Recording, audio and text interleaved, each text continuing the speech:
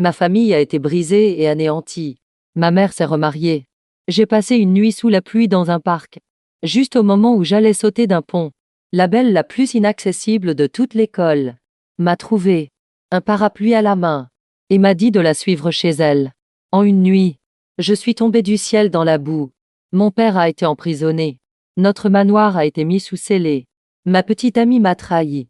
Quand j'ai été chassée de chez moi, je n'avais que 200 vannes sur moi. Je pensais que ma vie était finie. L'apparition de Liu Ruiyan a été comme un rayon de lumière, qui a brièvement fendu mes ténèbres infinies. Elle m'a donné un abri, et aussi une raison de me relever. Je pensais avoir trouvé le salut. Mais ces mouches qui gravitaient autrefois autour de moi ne se sont pas dispersées à cause de ma chute. Au contraire, l'odeur de la charogne les a rendues encore plus excitées.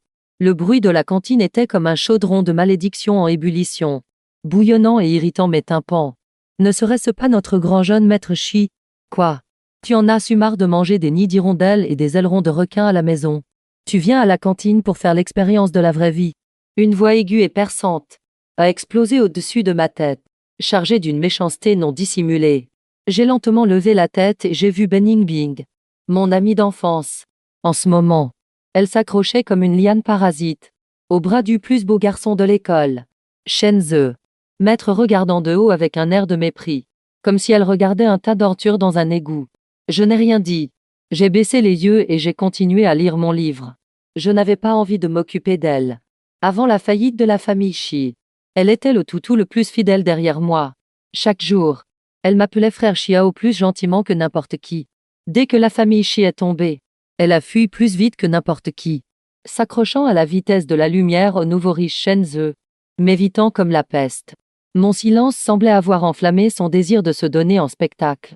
Elle tenait un plateau rempli d'œufs brouillés à la tomate, et comme si elle avait trébuché, elle a poussé un cri exagéré. La seconde suivante, tout le plat gras et gluant, avec sa sauce rouge brûlante, s'est renversé directement sur mon cahier ouvert. Splash! Un mélange de rouge et de jaune. La saleté a instantanément imbibé le papier blanc, recouvrant les notes élégantes de Liu Ruiyan, comme une œuvre d'art piétinée sans ménagement.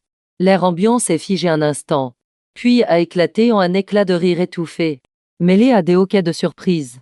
Tous les regards, comme des projecteurs, se sont concentrés sur moi, remplis du plaisir cruel des spectateurs. Aïe!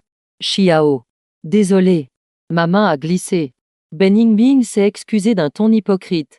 Mais ses yeux, soulignés d'un eyeliner délicat, brillaient d'une satisfaction et d'une joie qu'elle ne pouvait cacher. Ce n'est qu'un vieux cahier.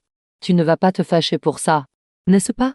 Shen Ze la tenait par la taille, et a dit d'un ton condescendant, Xiao. Ningbing ne l'a pas fait express. Faisons comme ça. Combien coûte ce cahier? Je te le rembourse. 100. Ça te va? Ah! Frère Ze est généreux. Ses quelques acolytes derrière lui ont immédiatement vu. J'ai serré les poings, si fort que mes articulations ont craqué. Les veines sur le dos de ma main saillaient. Une colère brûlante est montée de ma poitrine à ma tête, menaçant de réduire ma raison en cendres. Je me suis levé brusquement.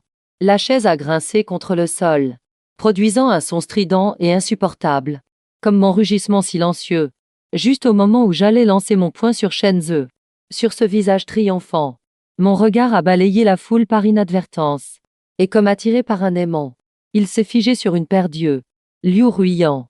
Elle se tenait non loin de là, tenant un simple plateau repas, regardant tranquillement toute la scène, comme une divinité égarée dans le monde des mortels, en décalage total avec l'agitation environnante.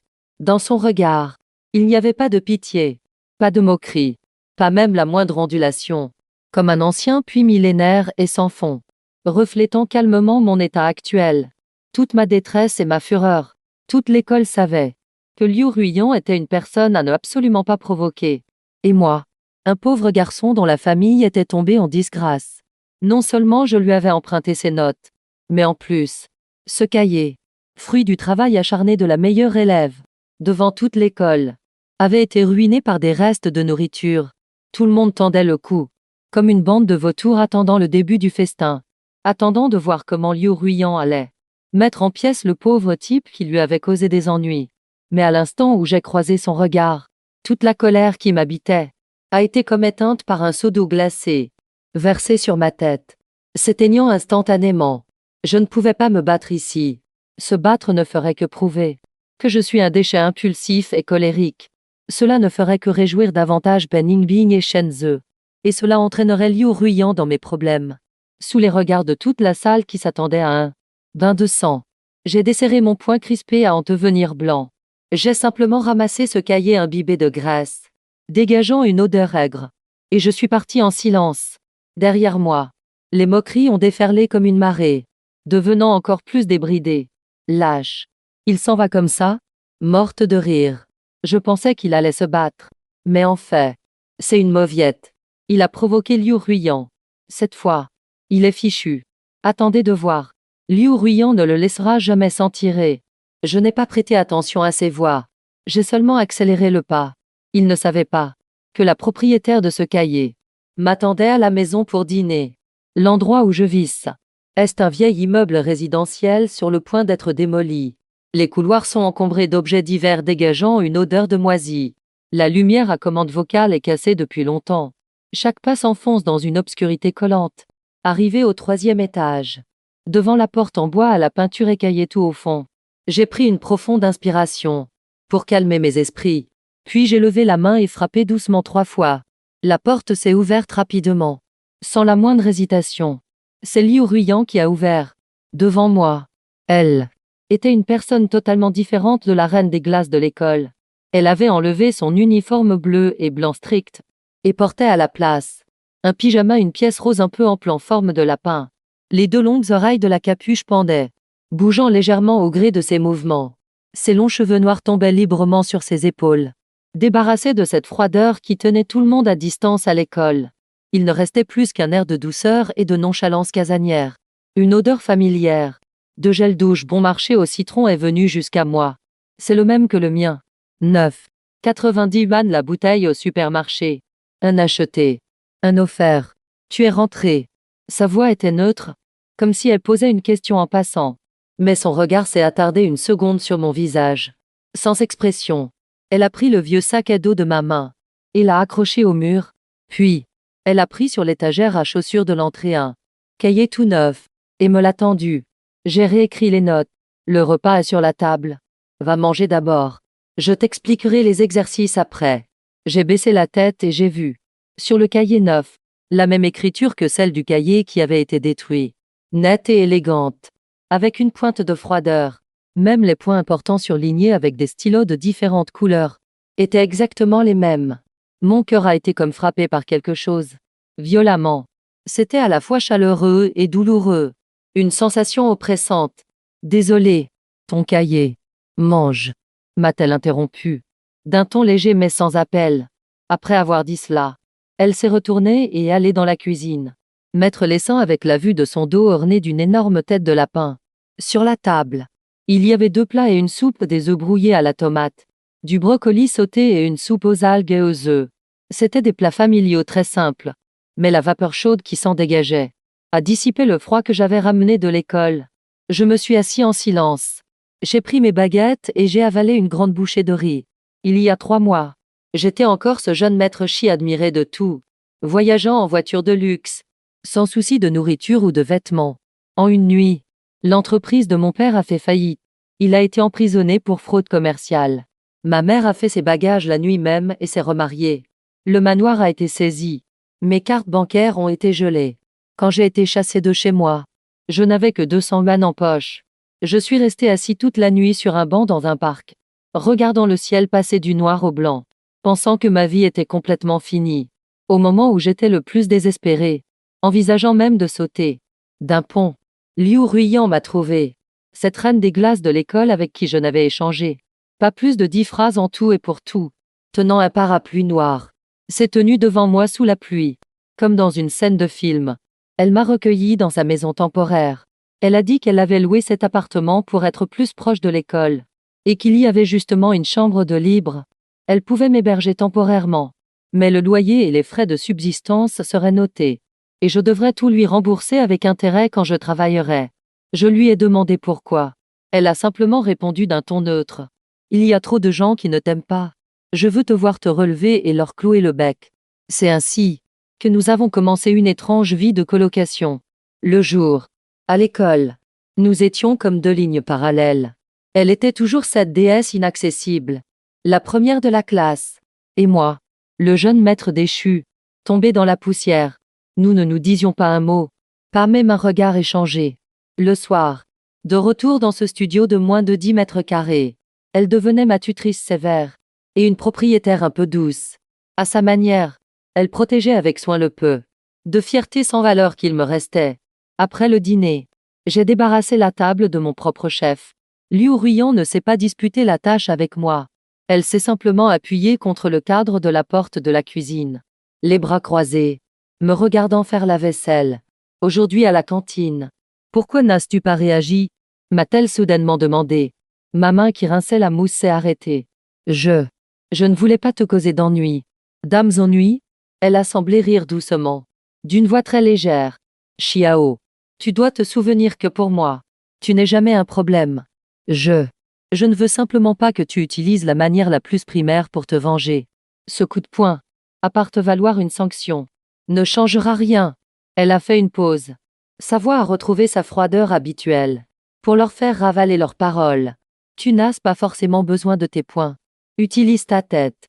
Utilise tes notes pour les écraser sans pitié. Au point qu'il n'ait même plus le droit d'être jaloux. Ça, c'est ce qu'on appelle une vengeance. J'ai fermé le robinet. Je me suis retournée et je l'ai regardé. Sous la lumière, son visage pâle était sans expression. Mais ses yeux sombres brillaient d'un éclat étonnant. À cet instant, j'ai cru comprendre pourquoi elle m'avait recueilli. Ce n'était pas par pitié. Elle me forgeait. À partir de ce jour, les cours de soutien de Liu Ruyan sont devenus un véritable enfer. Chaque soir, elle décortiquait les points clés, les difficultés et les sujets d'examen de toutes les matières, pour me les enfoncer dans le crâne de la manière la plus concise et efficace. À la moindre distraction de ma part, le bout froid de son stylo s'abattait sans pitié sur mon front. J'ai expliqué cet exercice 3 fois. Et tu te trompes encore. La ligne auxiliaire se trace ici. Où sont passés tes yeux? Xiao. Ton père attend en prison que tu te distingues. Pas que tu sois dans la lune ici. Ces réprimandes étaient plus dures que celles du directeur de discipline. Pas un seul gros mot. Mais chaque phrase était une flèche en plein cœur. J'ai serré les dents. J'ai transformé toute mon amertume, ma colère et mon humiliation en motivation pour étudier. Le jour où les résultats de l'examen mensuel, un mois plus tard, ont été publiés, toute la terminale était en ébullition. Une foule s'était rassemblée devant le tableau d'honneur à l'entrée de l'école.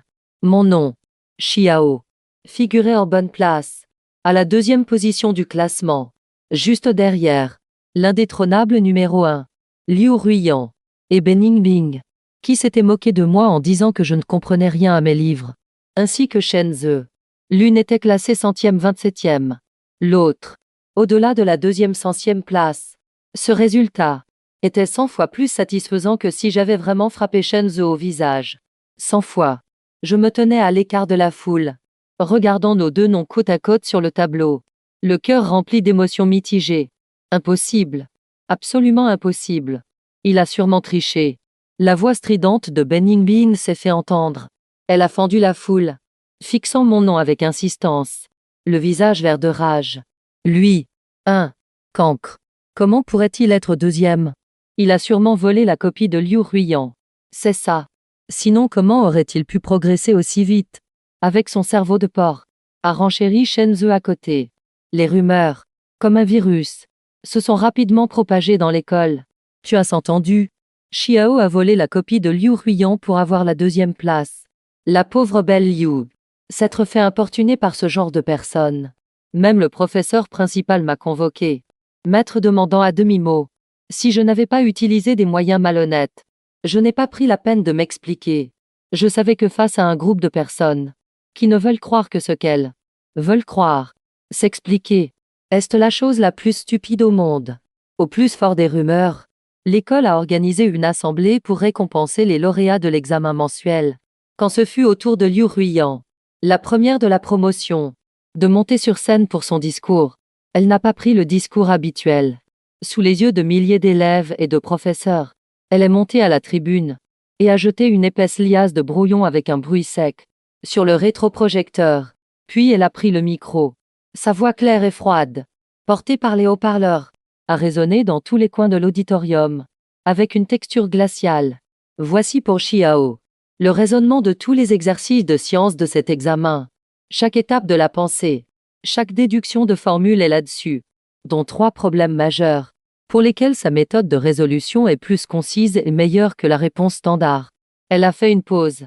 Son regard glacial a balayé lentement chaque coin de l'assemblée, comme un scalpel aiguisé, pour finalement se fixer précisément sur Ben Yingbing, dont le visage était devenu soudainement blême. Y a-t-il quelqu'un parmi vous qui comprend? Silence de mort dans toute la salle. Les symboles dansent sur le projecteur, et les processus de déduction étaient du charabia pour la plupart des gens. Liu Ruiyan n'a pas dit un mot de plus. Elle a posé le micro, et dans le silence de toute la salle, elle est descendue de scène. Les rumeurs se sont dissipées d'elles-mêmes. À cet instant, assis dans l'assistance, je la regardais, sa silhouette fine mais droite comme un cèdre des neiges. Dans mon cœur, quelque part, a été comme violemment heurté par quelque chose, résonnant bruyamment. L'affaire de l'examen mensuel venait à peine de se tasser que le tournoi annuel de basket de l'école a commencé. Shenzhe était le capitaine de l'équipe de l'école, grâce à l'argent de sa famille. Son niveau de jeu n'était pas terrible, mais il avait de grands airs. Autrefois, j'étais aussi le meneur de jeu principal de l'équipe, quand ma famille n'avait pas de problème. Shenzhe n'était même pas digne de me cirer les chaussures. Maintenant, son regard sur moi était rempli de la supériorité du vainqueur. Le jour de la finale, notre classe a affronté la classe de sport de Shenzhe. Le match était exceptionnellement serré. Le score est resté très proche.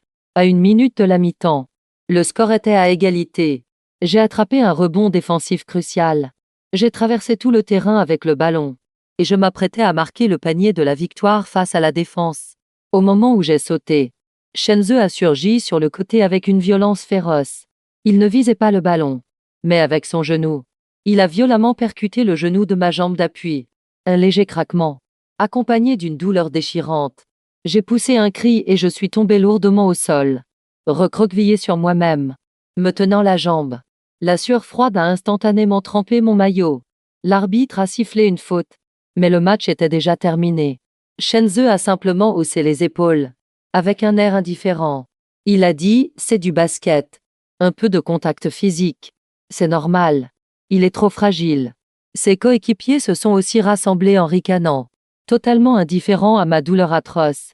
La douleur me donnait des vertiges, et je les ai regardés, impuissants, au milieu des acclamations, célébrer leur victoire.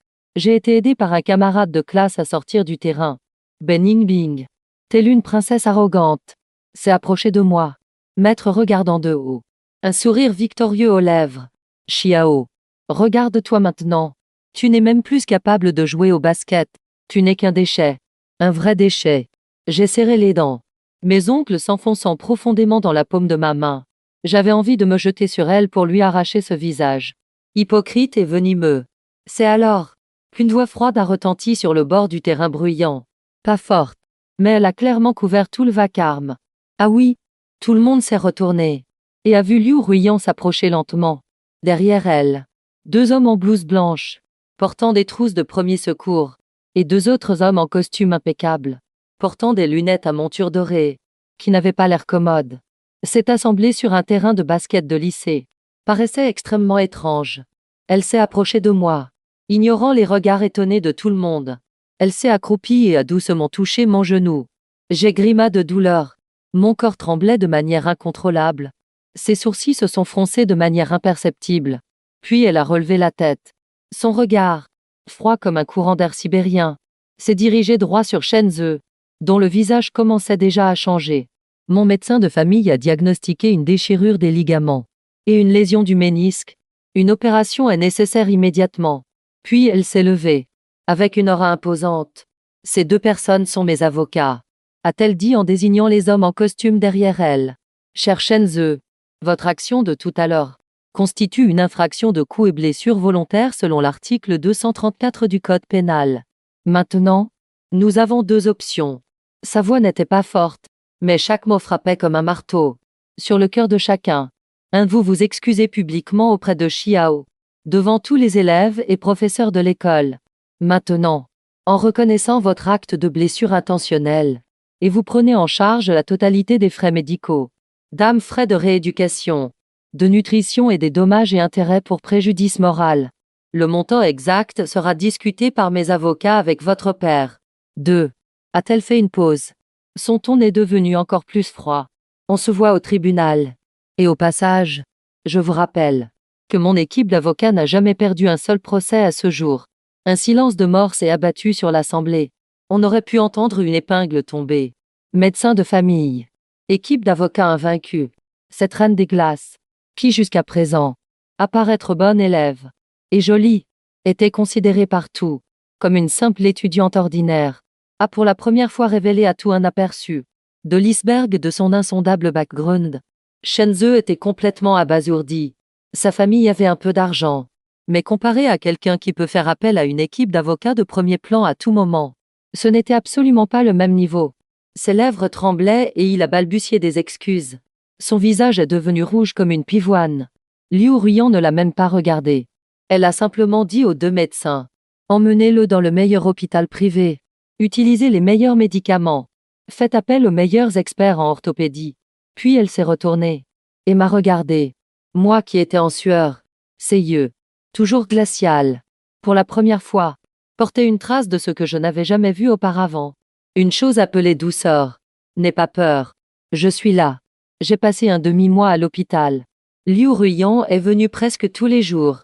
Sans faute. Elle m'apportait de la soupe aux os qu'elle avait préparée elle-même, ainsi que les notes de cours de chaque jour. Ses talents de cuisinière étaient très moyens. La soupe manquait toujours de goût.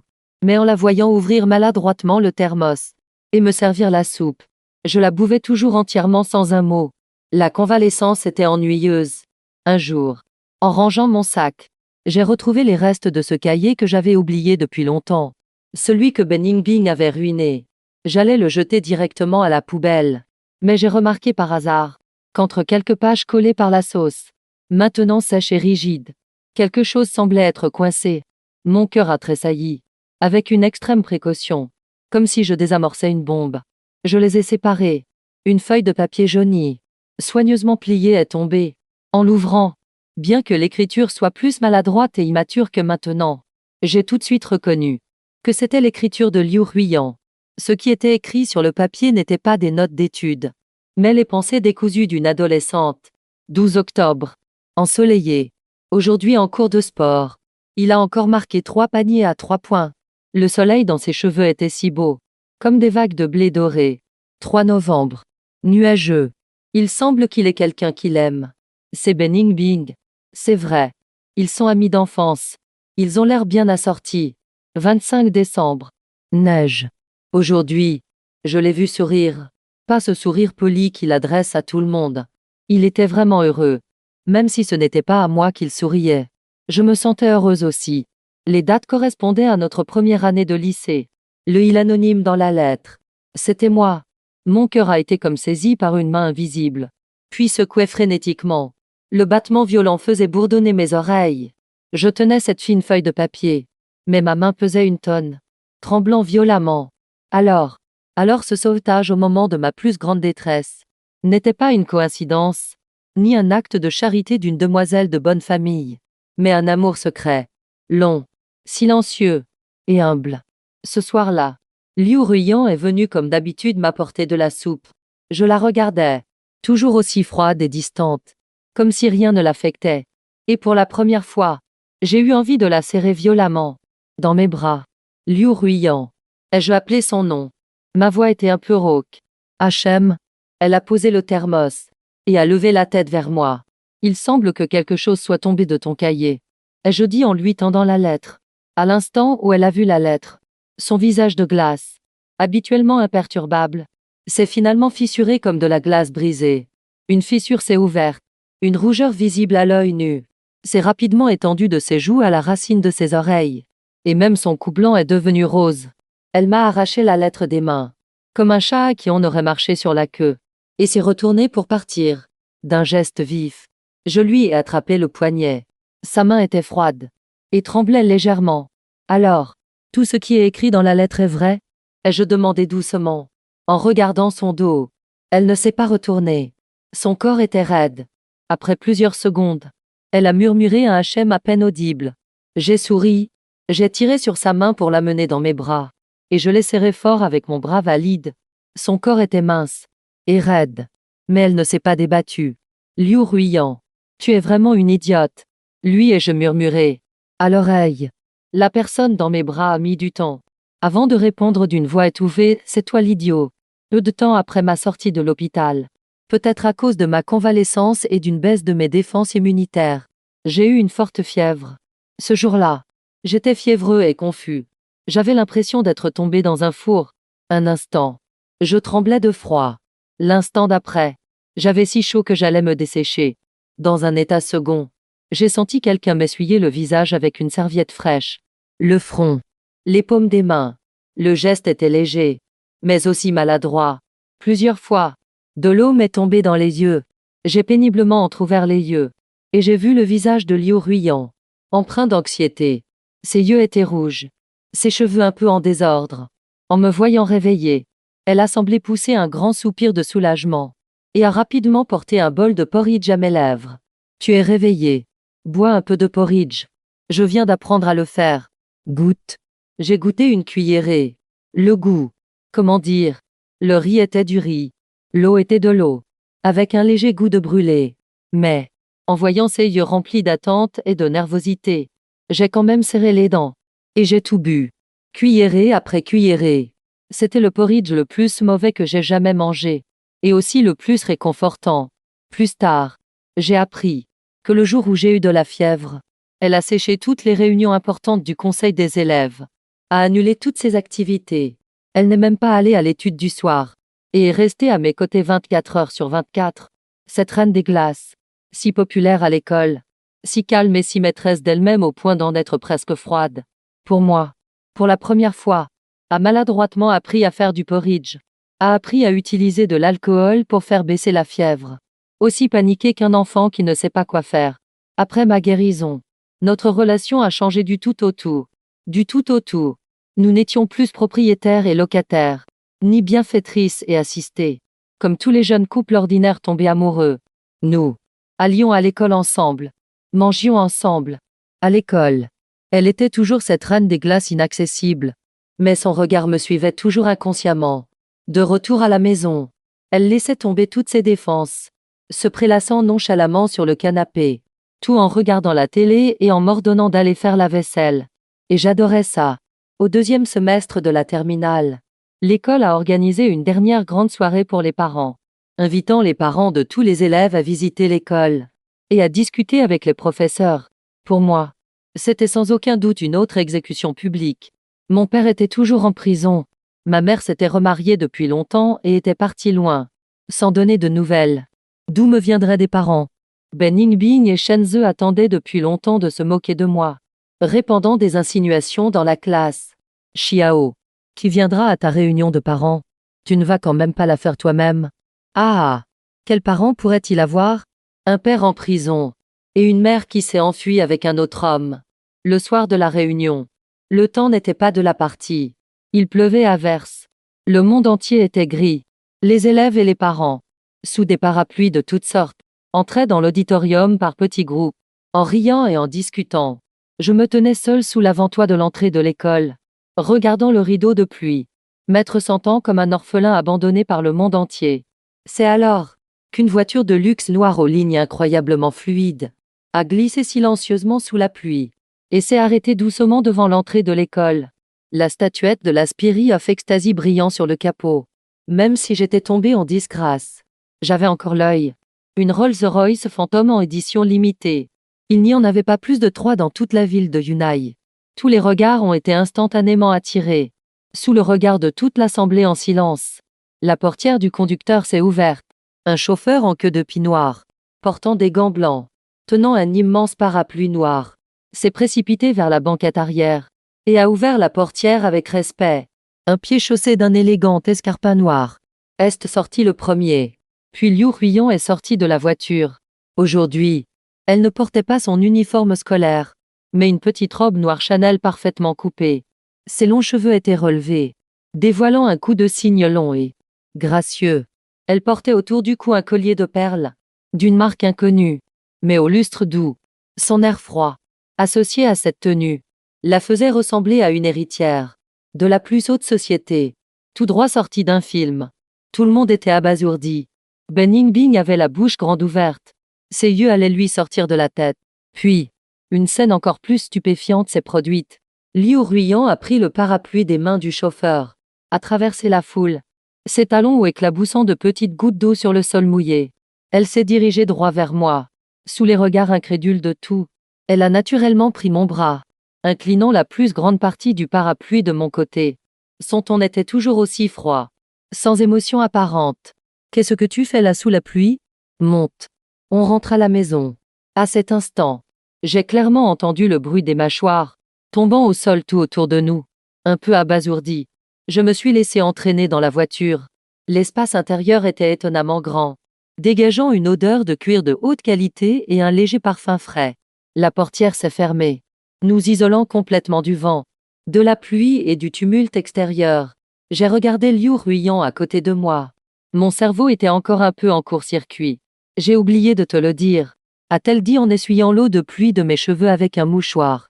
D'une voix neutre. Cette voiture est à ma famille. Mes parents avaient une conférence internationale de dernière minute aujourd'hui.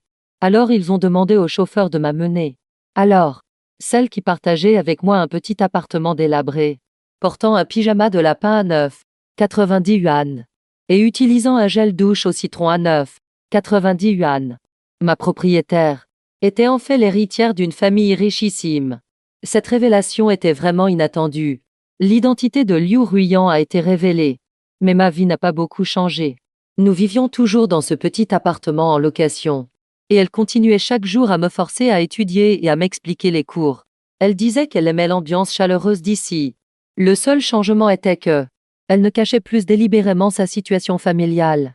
Parfois, elle m'emmenait dans des restaurants haut de gamme où j'allais souvent avant, mais où je ne pouvais même plus me permettre d'entrer maintenant, sous le prétexte de t'offrir un meilleur repas pour nourrir ton cerveau. Un week-end. Elle m'a officiellement invité chez elle. C'était la première fois que je rencontrais ses parents légendaires. C'était un domaine, pas une villa. L'oncle et la tante Liu étaient des gens très affables. Ils ne m'ont pas méprisé à cause de ma situation familiale, et m'ont traité avec chaleur et courtoisie. À table, j'ai entendu par hasard l'oncle Liu mentionner que l'entreprise rencontrait un problème très épineux. Une acquisition de technologie de puces à l'étranger était dans l'impasse. Les barrières technologiques de l'autre partie et les pièges contractuels laissaient le conseil d'administration perplexe. Poussé par la curiosité, j'ai posé quelques questions, grâce au temps que j'avais passé en tant que jeune maître de la famille Shi. Aux côtés de mon père, j'avais développé un flair pour les affaires par imprégnation et une mémoire exceptionnelle. Et j'ai, de manière surprenante, pointé du doigt avec une précision chirurgicale plusieurs failles fatales dans leur plan actuel. Et j'ai proposé une solution révolutionnaire, en amont et en aval de la chaîne industrielle, une approche de démantèlement inversé. Au début, l'oncle Liu écoutait simplement par politesse, pensant que c'était des divagations d'un jeune homme. Mais plus il écoutait, plus son expression devenait sérieuse. À la fin, il a même sorti un papier et un stylo, et a commencé à noter rapidement mes idées. À la fin du repas, son regard sur moi avait changé. De la politesse initiale, il était passé à une admiration et un choc non dissimulé. Xiao est un véritable génie des affaires. J'ai souri, un peu gêné. J'ai appris quelques rudiments avec mon père. Autrefois, ce n'est que de la théorie. Après cette fois-là, l'oncle Liu m'a souvent invité à insister aux réunions de direction de son entreprise. Il m'a même permis, en tant que stagiaire, de participer à ce projet d'acquisition. Avec mon aide, le groupe Liu a non seulement réussi à éviter les pièges de l'autre partie, mais en plus, a obtenu la technologie de base à un prix extrêmement bas, saisissant cette occasion pour ouvrir de nouveaux marchés à l'étranger. Au lieu de la famille Liu, je n'étais plus ce gigolo qui dépendait de Liu Ruiyan. Je leur avais prouvé que j'étais un lion temporairement affaibli, possédant le potentiel et la force de faire un retour de roi. Le regard de Liu Ruiyan sur moi s'est également teinté d'une lueur que je n'avais jamais vue auparavant. Une chose appelée fierté. Le temps a passé vite et la fin de la terminale est arrivée. Lors d'une réunion d'anciens élèves, un riche héritier d'une promotion supérieure, qui n'était pas au courant, a organisé une scène grandiose pour déclarer sa flamme à Liu Ruiyan en public. 999 roses bleues apportées par avion. Et des drones formant dans le ciel nocturne Liu Ruyan. Je t'aime. Ont attiré l'attention de tout. Tout le monde pensait que Liu Ruyan allait, comme d'habitude, le rejeter froidement. Ou même s'en aller directement. Mais cette fois, elle n'a rien dit. Sous les regards de tout. Elle s'est approchée de moi en silence.